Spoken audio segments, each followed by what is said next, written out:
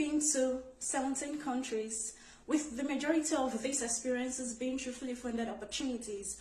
I would like to talk about major mistakes people make in their applications and also give general advice based on the applications I've made so far and even my experience, even beyond traveling.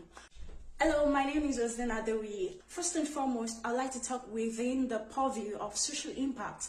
I've realized that most people, when they talk about their impact, they just talk about it vaguely and they don't talk about it in a compelling way. So first and foremost, you have to speak in numbers. Speak in numbers. Make sure your impact is quantifiable.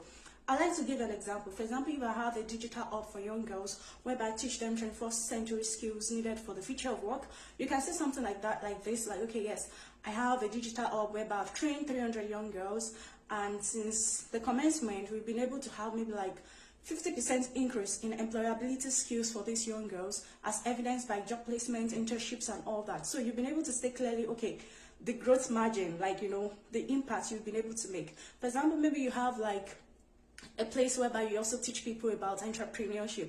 You can also talk about that, like, okay, as a result of this what you've done, there have been maybe like two businesses, two startups, two women-led businesses have actually like generated from this training program, or two startups by these women, something like that. So you have to be able to speak in numbers. This is very, very important. Another thing is that when you want to apply for a fully funded opportunity, please go to the website, read up on everything. Try to check. First and foremost, ask yourself this question: does my profile fit?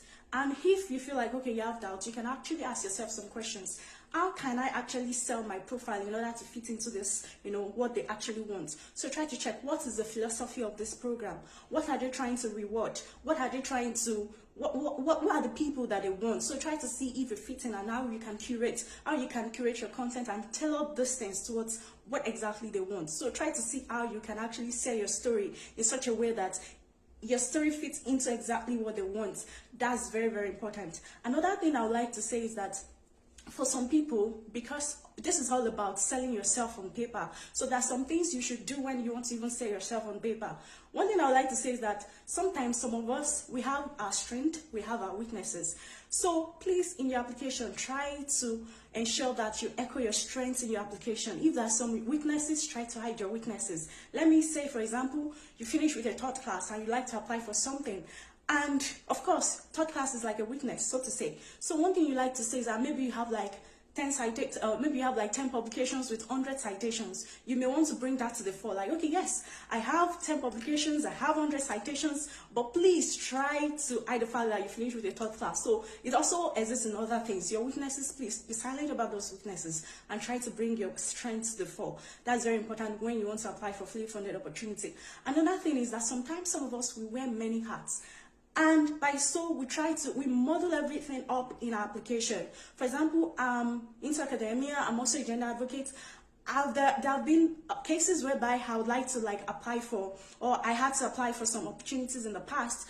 And I was actually bringing a lot of things about my advocacy, about academia and everything. So try to be focused. Maybe, for example, you're into climate change, you're into agriculture, and you're trying to bring everything together in one question. Please try to streamline, be focused. Try to streamline your application. There should be a clear-cut distinction that, okay, this is what I do. This is what I want to sell to them in my application. This is very, very important when you're applying for fully funded opportunities. I would also like to say that storytelling actually sells. Sometimes some people have very good writing skills, so sometimes you may want to give your application to someone to review and see how the person can actually portray your story better. It's about painting things in a way that the judges will be able to see that yes, this person is actually worth the while. So it's very important. Writing skills, you can't underestimate the power of writing skills and even storytelling in terms of capturing your thoughts in a very succinct and a very compelling way. That's very important. That's why most times I give my applications to people to review, and most times they actually give very, very, very good feedback, especially people who have very analytical skills, they're very analytical here, so to say. That's very important. Another thing I would like to say is that I've actually noticed with some applications I've actually judged in the past, some of you have private accounts and you're applying for something and you're actually adding links to your private account, your Instagram account. Maybe, okay, you even launched a video there, or even a Google Drive that we do not have access to. Please, how come now? How do you want us to be able to access these things? So please always ensure that you're conscious of these things. I'm not saying that you should not be private about yourself, but especially in the kind of field we find ourselves, most times it's very important for you to see how you can even like make some of your work actually public. It may be like you may actually have a private account, then ensure that maybe your initiative is public. Yes, that is fine. If you want to lead a private life, that's okay, that's perfect. But please ensure that your links are working. As a judge, I've actually experienced this a lot, and sometimes I just wish that I could just, scream like, oh, why are you doing this, for crying out loud? Therefore, some people, your application demands like, let's say 300 words, you're writing 100 words. How come now? It's a very competitive application. So you have to ensure that even if you do not write up to 300 words, but at least try now above 200 words, so that people will see that yes, you actually like, your application is actually very good. So these are things I've actually observed.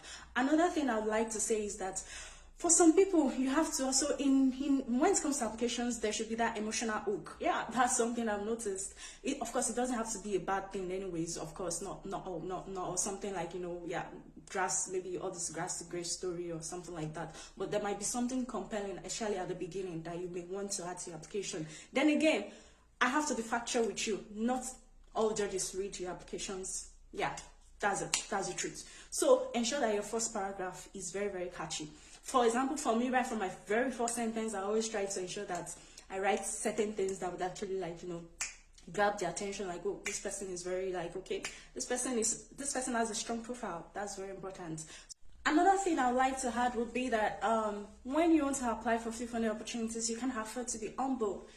Humility doesn't do it. Humility doesn't cut it when it comes to applying for free-funded opportunities. I would like to say that in my early days of applying for fully funded opportunities, I used to be very humble. I remember I have a male friend who would actually look through my applications, and there was one complaint. He would actually make her ways, Rose, why you been modest? Why you been modest? Why you been... Oh my God, I used to get that a lot then, yeah. But then I learned over time, because the competition is fierce. You just have to, blow your trumpet. Let them know that, yes, I'm here. Yes, so that's one thing that is very important when it comes to applying for fully funded opportunities. Please don't be humble. So these are things that are very, very important when it comes to applying for fully funded opportunities generally. Yeah, basically, I think with this, I'm done with my talks. I would like to hear from you. Are there other reasons? Are there things you might want to add? Common mistakes people make based on your own experience, personal experience, being a judge and everything, or maybe general tips or pieces of advice you'd like to add to this? I would really appreciate. Thank you.